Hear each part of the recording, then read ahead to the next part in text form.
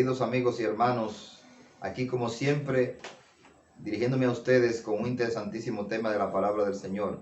Para nosotros es un gran placer poder dirigirnos a todos ustedes, esperando que esta disertación de la palabra de Dios, un mensaje corto, sea de gran bendición y edificación para cada uno de nuestros amados amigos y hermanos que tienen el gusto y el placer de sintonizarnos cada vez que nos dirigimos en este interesantísimo programa de la palabra de Dios. Si ustedes han estado siguiendo los temas anteriores, ustedes se habrá dado cuenta que hemos estado hablando acerca de la salvación por pura gracia, de la salvación como un regalo de Dios. Y hemos estado viendo la incapacidad del hombre para encontrarse con Dios, la incapacidad del hombre para conocer los asuntos espirituales. Por lo tanto, el hombre dejado a sí mismo no puede regenerarse, no puede transformarse, no puede cambiar su situación de condenación, de pecado, muerte y perdición. Y hemos estado viendo que Dios tomó la iniciativa de enviar a su Hijo al mundo para ser el medio por el cual nosotros alcancemos la vida eterna. Jesucristo es el único Salvador. Y hemos estado viendo que en su infinita gracia, en su infinita misericordia, desde la eternidad, Dios decidió que una multitud incontable de seres humanos, redimidos del pecado por la sangre de Jesucristo, puedan vivir eternamente en su reino. Y hoy vamos a brevemente analizar algunos versículos del capítulo 9 de la carta que el apóstol Pablo le escribió a los romanos, donde habla de la elección divina para salvación. El apóstol Pablo aquí trata de explicarle a los romanos por qué muchos judíos creyeron y otros no. Porque el Antiguo Testamento contiene innumerables promesas para Israel cuando viniera el Mesías. Promesa de salvación, promesa de restauración, promesa de redención. Pero cuando el Señor Jesucristo vino y anduvo en la tierra de Israel y luego fue muerto, pues se estaba dando la situación de que la mayoría de los judíos que conocían las escrituras del Antiguo Testamento, pero no habían creído en Jesucristo. Entonces alguien podía preguntarse, bueno, pero Dios prometió que Israel sería salvo en la venida de Jesucristo, que muchos creerían, y no estamos viendo que esa promesa se cumple. Pues es exactamente lo que el apóstol Pablo trata de explicar en este capítulo 9 de la carta a los romanos, de cómo Dios cumple su promesa a pesar de que la mayoría de los israelitas no habían creído en Jesucristo. Y vamos a leer aquí a partir del versículo 1, que dice: verdad digo, en Cristo no miento, y mi conciencia me da testimonio en el Espíritu Santo, que tengo gran tristeza y continuo dolor en mi corazón, porque desearía yo mismo ser anatema separado de Cristo, por amor de mis hermanos, los que son mis parientes según la carne, que son israelitas, de los cuales son la adopción, la gloria, el pacto, la promulgación de la ley, el culto y las promesas, de quienes son los patriarcas y de los cuales según la carne vino el Cristo, el cual es Dios sobre todas las cosas, bendito por los siglos de los siglos. Verso 6 dice: no que la palabra de Dios haya fallado, porque no todos los que descienden de Israel son israelitas. Entonces ahora el apóstol, después de dar cómo él se siente, una explicación de cómo él se siente, porque la mayoría de su pueblo no habían creído en Jesucristo como el Salvador, él pasa a decir: no es que la palabra de Dios haya fallado. Dios prometió que una cantidad muy grande de israelitas serían salvos con la venida del Señor Jesucristo, con su muerte. Pero aparentemente no se estaba cumpliendo. Y Pablo dice: es que no es el Israel literal el que hereda esa promesa. Él dice: no es que todos los que son israelitas no son el verdadero Israel. O sea, en este capítulo él va a hablar de dos Israel. Un Israel natural, que desciende de Abraham, y un Israel espiritual, que se constituye en el Israel de Dios por estar unido a Cristo, que es el verdadero Israel. Eso es que le está tratando. Entonces él dice: no es que la palabra de Dios haya fallado, o sea, la promesa de Dios se cumple. verso 7, ni por ser descendiente de Abraham son todos hijos, sino en Isaac te será llamada descendencia. Esto es, no los que son hijos según la carne son los hijos de Dios, sino que son hijos de Dios según la promesa, son contados como descendientes. Porque la palabra de la promesa es esta: por este tiempo vendré y Sara tendrá un hijo. Bueno, él entonces empieza a narrarnos la historia de Abraham. Abraham tuvo 2 hijos, él tuvo más hijos, pero para lo que el apóstol quiere explicar aquí, él toma en cuenta 2 hijos, Isaac e Ismael. Dios le había prometido a Abraham que tendría una descendencia numerosa como las estrellas del cielo y como la arena del mar. Y en el Nuevo Testamento se explica que son los que han creído en Cristo. Y entonces dice, bueno, pero la mayoría de los israelitas naturales no están creyendo. Y Pablo dice, no es que no son, por ser descendiente literal de Abraham, no hereda la promesa. Y pone el ejemplo, Ismael fue hijo de Abraham, pero no hereda la promesa, sino que la promesa se dio para Isaac. Los que son desde la descendencia de Isaac son los herederos de la promesa, dice el apóstol aquí, dejando en claro que la promesa no es para todos los judíos. Todos los israelitas no se van a salvar, no son salvos. No son, sino lo que son contados dentro de la promesa. Entonces luego él sigue diciendo en el verso 10, y no solo esto, sino también cuando Rebeca concibió de uno de Isaac nuestro padre, pues no habían aún nacido ni habían hecho aún ni bien ni mal, para que el propósito de Dios conforme a la elección permaneciese, no por las obras, sino por el que llama. Se le dijo, el mayor servirá al menor, como está escrito, a Jacob amé y a Esaú aborrecí.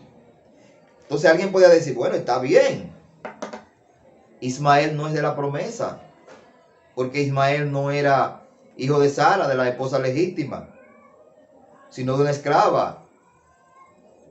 Pero entonces él pone otro ejemplo. Él dice, bueno, pero aquí ahora vamos a ver a Rebeca, la esposa de Isaac, que esa sí era la esposa legítima.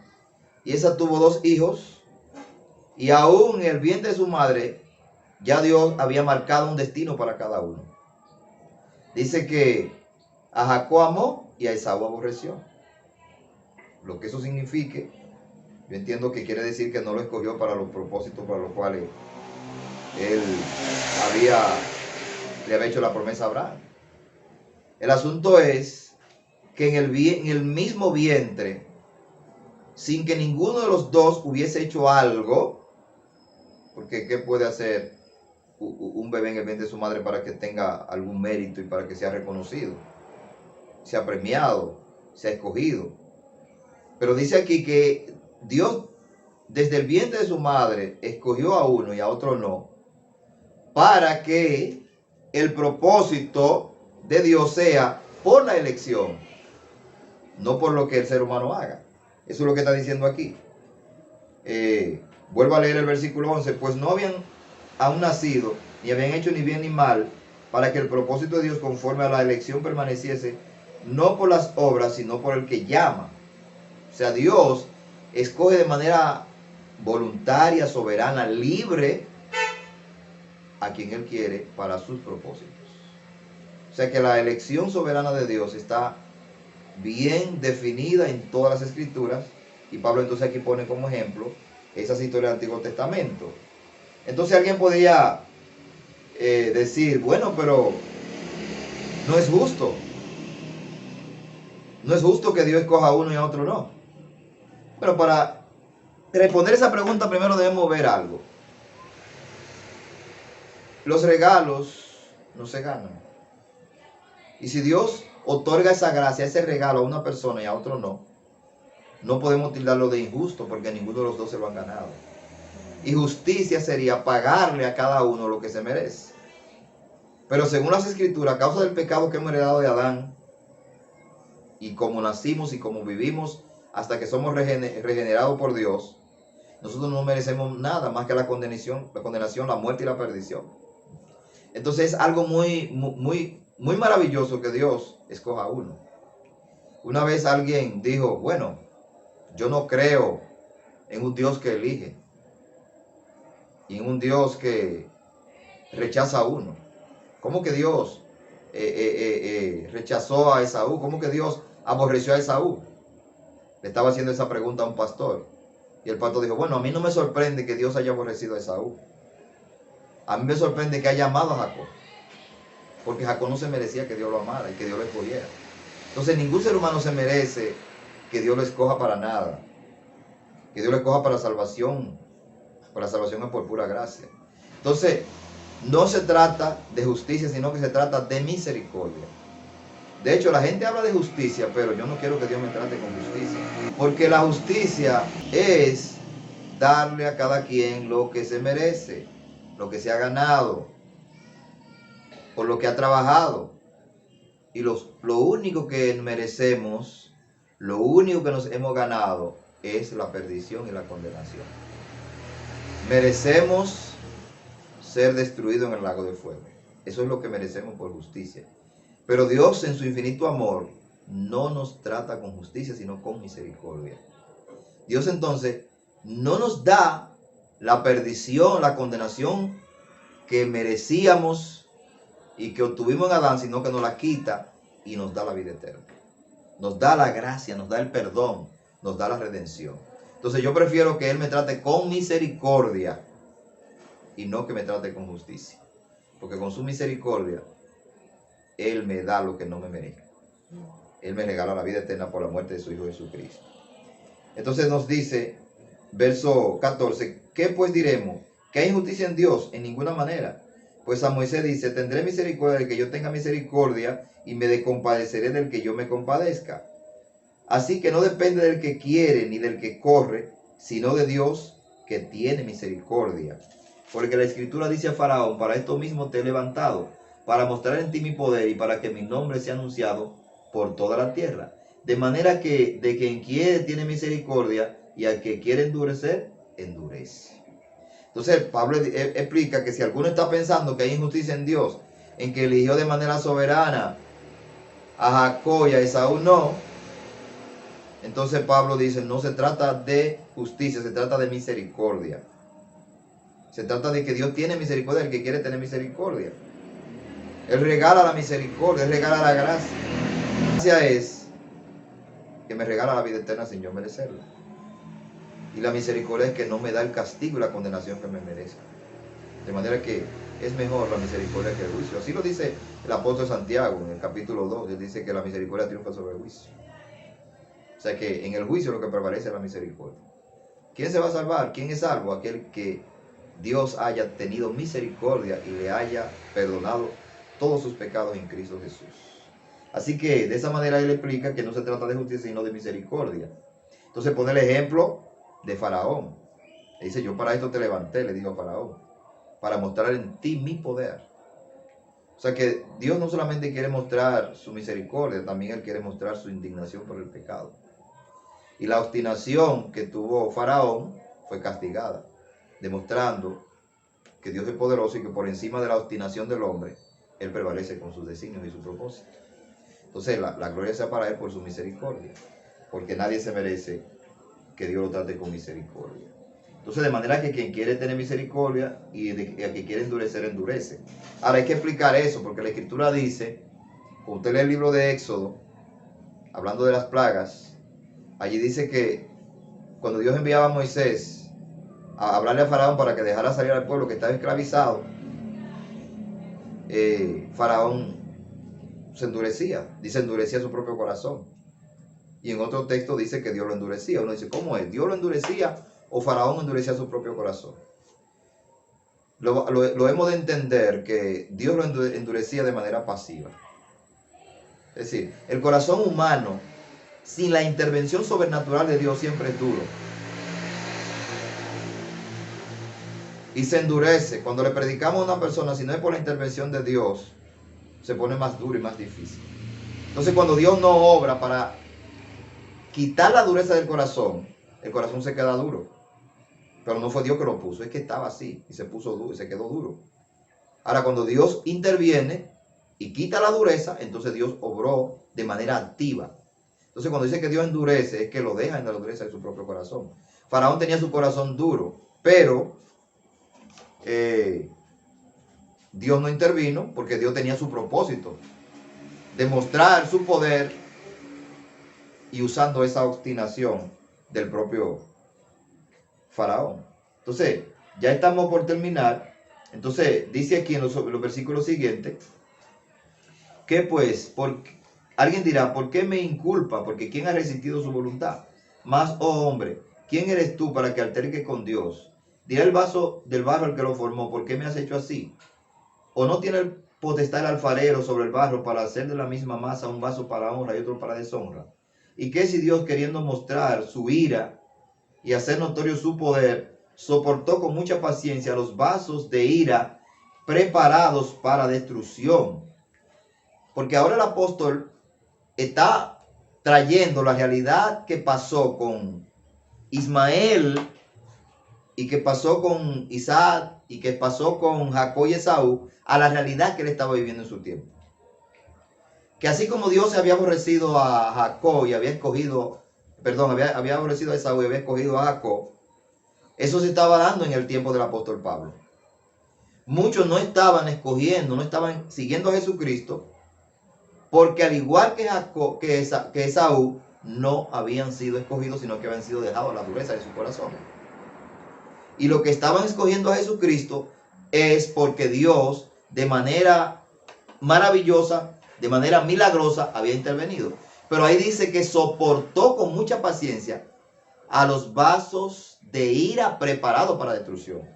Ahora ahí no dice que Dios lo preparó. Ellos estaban preparados para destrucción por causa de su pecado y por causa de la dureza de su corazón. Dios simplemente lo dejó así. Y verso 22, ¿y qué si Dios, queriendo mostrar su ira para hacer notorio su poder, soportó con mucha paciencia los vasos de ira preparados para destrucción? Y para hacer notoria la riqueza de su gloria, la mostró para con los vasos de misericordia que él preparó de antemano para gloria, a los cuales ha llamado, esto es a nosotros, no solo de los judíos, sino también de los gentiles. Entonces menciona ahora aquí que hay vasos de ira y hay vasos de misericordia. Pero dice, los vasos de ira, él los soportó con mucha paciencia. Ese pueblo de Israel, que Dios le envió profetas, le envió a su hijo, le envió a los apóstoles, y ellos no hicieron caso al llamado de Dios, viendo las señales que hizo Jesús y que hacían los apóstoles. Al contrario, ellos habían dado muerte a los profetas, habían rechazado a Cristo como un criminal, y ahora estaban persiguiendo y asesinando a los apóstoles del Señor Jesucristo. Y Dios había soportado con mucha paciencia esos vasos que ya estaban preparados para destrucción. ¿Por qué estaban preparados? Porque por largo tiempo habían rechazado el llamado de Dios. Entonces él le explica que los que no habían rechazado el llamado de Dios, él le explica que los que no habían rechazado el llamado de Dios eran vasos de misericordia. Es decir, que habían querido en Jesucristo porque Dios tuvo misericordia. Y dice, preparado de antemano, que Él lo preparó. Los vasos de destrucción no dice que Dios lo preparó, se prepararon ellos. Pero los de misericordia sí Él lo preparó. Eso quiere decir que para que la persona crea en Cristo, es necesario que Dios lo haya preparado, que Dios haya tenido misericordia. Por eso no se puede dar la gloria, no se puede jactar. No puede decir, bueno, aquellos no creen y yo creo. No puede decir, aquellos creen y yo creo.